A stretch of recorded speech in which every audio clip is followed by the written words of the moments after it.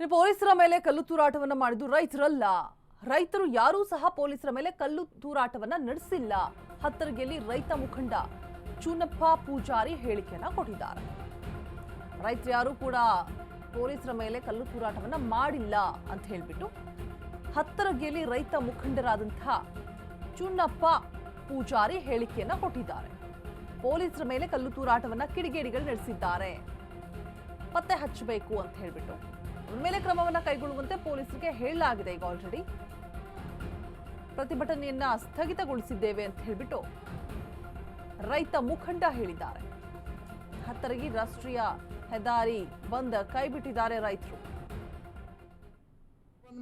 ಗುರ್ಲಾಪುರ ಏನು ನಮ್ಮಲ್ಲಿ 9 ದಿವಸದ ಗುರ್ಲಾಪುರ ಸರ್ಕಲ್ದಲ್ಲಿ ನಡೀತಾ ಇದೆ. ಈ ಚಳವಳಿ ಅಲ್ಲಿ ಹೋಗಿ ನಡೀತದೆ.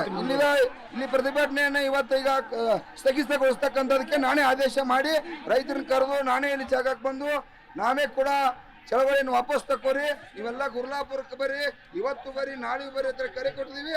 ಇವತ್ತು ಸರ್ಕಾರ ಒಳ್ಳೆ ನಿರ್ಧಾರ ತಗೋಬೇಕು.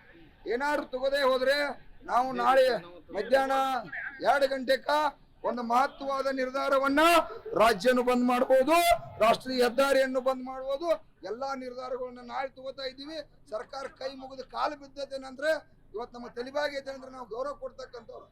ಇವತ್ತು ರಾಜಕಾರಣಿಗಳಂಗ ಶರಮ್ ದಪ್ಪಿಲ್ಲ. ರೈತರ ರಕ್ತ ಈ ಬೆವರ ನಾವು ದುಡಿದಿರ್ತಿತ್ತು. ನಾವು ಪಾಪ ಕರ್ನೇ ಜನ ಮುಖ್ಯಮಂತ್ರಿ ಮಾಡ್ತಾನೆ ಆಮೇಲೆ ಗೌರವ ಕೊಟ್ಟಿದ್ವು.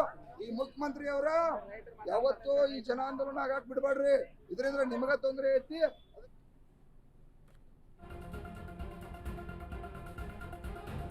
ಇನ್ನು ಬೆಳಗಾವಿಯಲ್ಲೂ ಕೂಡ ತೀವ್ರಗೊಳ್ತಾ ಇದೆ ಅನ್ನದಾತರ ಹೋರಾಟ. ದಿನೇ ದಿನೇ ಹಾರುಗಿರಿಯಲ್ಲಿ ಸಿಎಂ ಸಚಿವರ ವಿರುದ್ಧ ಆಕ್ರೋಶವನ್ನು ಹೊರಹಾಕ್ತಿದ್ದಾರೆ ರೈತರು.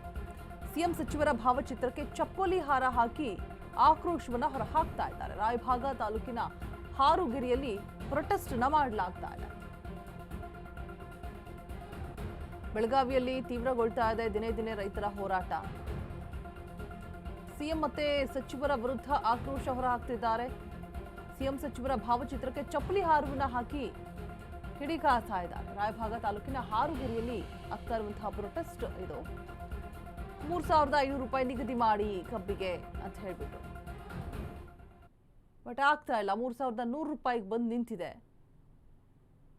ಸೊ ನೋಡ್ತಾ ಇರ್ಬೋದು, ಸಿಎಂ ಸಚಿವರ ಒಂದು ಭಾವಚಿತ್ರಕ್ಕೆ ಶ್ರದ್ಧಾಂಜಲಿ ಅಂತ ಹಾಕ್ಬಿಟ್ಟು ಫ್ಲೆಕ್ಸ್ ಹಾಕಿ ಅದಕ್ಕೆ ಚಪ್ಪಲಿ ಹಾರವನ್ನ ಹಾಕಿರುವಂತಹ ದೃಶ್ಯಗಳನ್ನ ಗಮನಿಸಿ.